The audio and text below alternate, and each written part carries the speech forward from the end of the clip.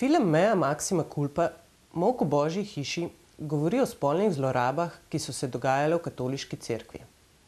Zločini, ki so se vršili v Božjem hramu, so izpostavljeni v dokumentarnem filmu Alexa Gibneja, kjer izvemo, da so bile prav gluhe osebe tiste žrtve, ki so prve stopile v javnost.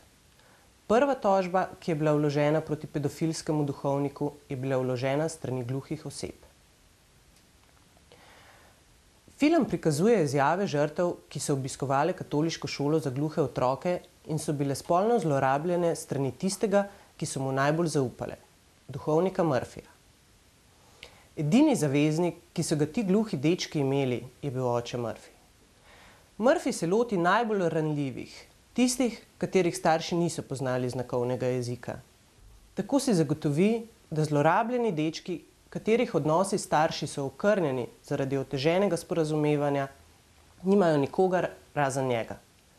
In tako jih brez strahu, da bodo komu povedali, spolno nadleguje in zlorablja. Ti otroci so mu zaupali, bil jim je kot oče. A ta oče se je izkazal kot volk. Dečke je ponoči obiskoval in jih posiljeval, jih vodil v svojo brunarico, silil v masturbacijo in jih pri tem opazoval. Žrtve so dolga leta molčale. Nikogar ni bilo, na kogar bi se lahko obrnile, mu zaupale. In ko so končno zbrale pogum in začele boj za pravico, so ironično naletele le na gluha ušesa.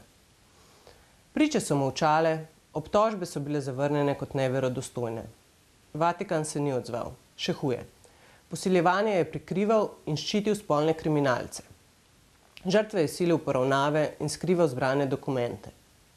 Se kasneje izgovarjal na ločenost države in cerkve in brez sočutja do žrtev poimenoval najhujše zločine kot grehe. Molk v Božji hiši je ganljiv film, ki brez dlake na jeziku opisuje grozote in zločine, ki se dogajajo v katoliški cerkvi. Opisuje jok in boj za pravico, ki ga je vodila skupina gluhih oseb.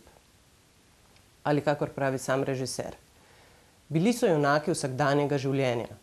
Ljudje, ki so kljub svoji anonimnosti in oviram uspeli nekaj doseči in spremeniti.